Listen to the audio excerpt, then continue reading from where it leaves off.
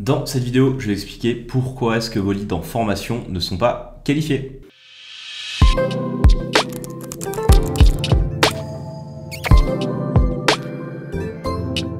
Bonjour à tous, bienvenue sur Lead Studio, la chaîne dédiée à la génération de prospects sur le web. Aujourd'hui, on va parler des leads formation. Cette vidéo, encore une fois, fait suite à la vidéo sur comment générer des leads formation sur Google Ads. C'est une des vidéos que vous avez le plus appréciée sur la chaîne jusqu'à présent. Donc, comme pour la partie photovoltaïque et pompe à chaleur, on va l'agrémenter de cette vidéo qui vous donne encore une fois quelques clés supplémentaires pour réussir dans la génération de prospects sur cette thématique et éviter les écueils classiques dans la génération de prospects sur la partie formation. Avant d'attaquer le vif du sujet, abonnez-vous à la chaîne YouTube de Lead Studio. Allez-y, c'est gratuit. Je vous laisse 2-3 secondes. C'est bon, petit bouton bleu là, c'est bon ?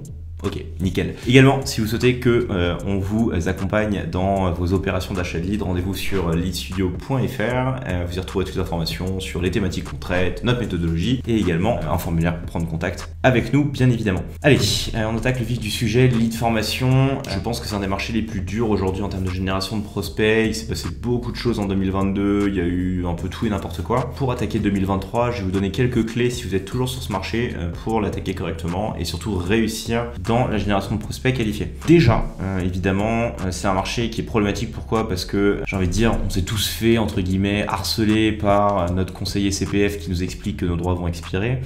Donc, évidemment, aujourd'hui, tout ce qui est lead en formation, c'est très compliqué. On a eu des salades dans tous les sens. On a eu France Connect Plus depuis fin octobre, qui rend les parcours de conversion beaucoup plus difficiles. Et donc, c'est vrai que c'est un marché qui devient de plus en plus complexe pour générer du lead profitable, notamment si vous êtes sur la partie CPF.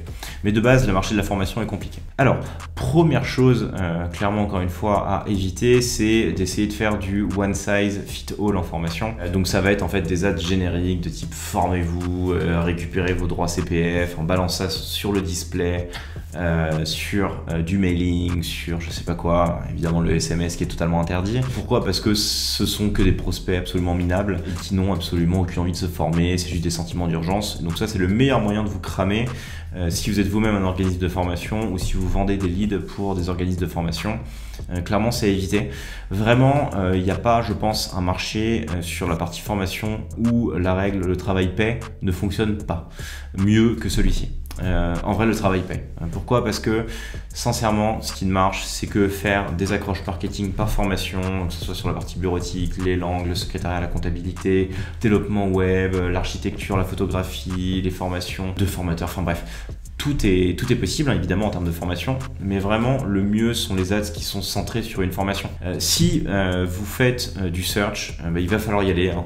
Comme on vous l'a montré dans le pack sur la formation. Une LP par formation, une campagne par formation, un vrai travail sur les mots-clés, etc. C'est très long, c'est fastidieux, c'est compliqué, mais il n'y a que ça de vrai. En termes de réseau qui fonctionne, le search, ça marche bien. Sincèrement, ça marche bien sur la partie formation. Donc, si vous êtes un fournisseur de leads, travailler le search, clairement, c'est la clé de sortie. Attention, parenthèse, évidemment, n'achetez que des mots-clés avec formation plus la formation en question. De base, tout ce qui est mots-clés, mon compte formation, voir mes droits CPF, me connecter, etc., mon CPF, tout ça, c'est des mots-clés, c'est une catastrophe, c'est nul, c'est vraiment à bannir tellement c'est mauvais. C'est simple. Hein.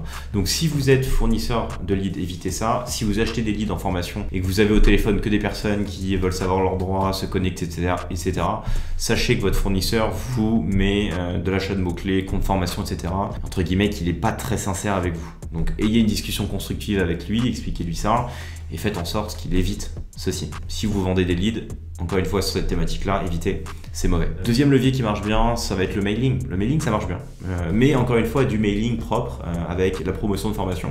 Petit astuce, hint, je vous conseille de vous abonner aux newsletters des OF, notamment des plus gros, je peux en citer.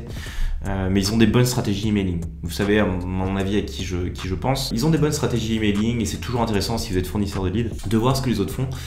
Et sincèrement, leurs leads, leurs stratégies emailing sont propres. Et c'est qualifié. Donc je pense qu'ils ont des très bons taux de conversion et donc clairement le mailing est un bon outil de transformation en formation, en lead formation, si vous avez évidemment des mails qui font la promotion d'une seule formation à chaque fois, qui explique quel est le métier, je sais pas, par exemple dans un CAP petite enfance, une formation en esthétique, etc., qui explique ce que c'est, qu'est-ce que vous allez voir, c'est quoi les programmes, etc. Donc encore une fois, si vous êtes vendeur de lead, Comme pour la partie énergie, travaillez main dans la main avec vos clients, essayez de comprendre les offres, c'est quoi ce qu'ils ont en catalogue, quels sont leurs points de démarcation en termes de formation. Essayez d'avoir un discours marketing derrière qui est constructif, qui colle bien à ce que vos organismes de formation font, de manière à faire des leads qui sont qualifiés, ou en tout cas avoir un discours qui est vendeur. C'est super important. Au niveau des messages marketing, bon évidemment, là il y a plein de choses qui sont prohibées. Détachez-vous de plus en plus du CPF, déjà parce qu'il y a des chances que ça s'arrête, et deuxièmement, parce que c'est mensonger. Aujourd'hui, on n'a plus le droit de toute façon de parler de formation à 0 €, de formation gratuite, de formation financée à 100%. Tout ça, c'est banni. Donc sachez que si vous, dans vos annonces, vous utilisez ça, vous êtes en tort. Vous pouvez être réprimandé pour ça. On a le droit uniquement de parler de formation finançable CPF, donc on voit que c'est très léger.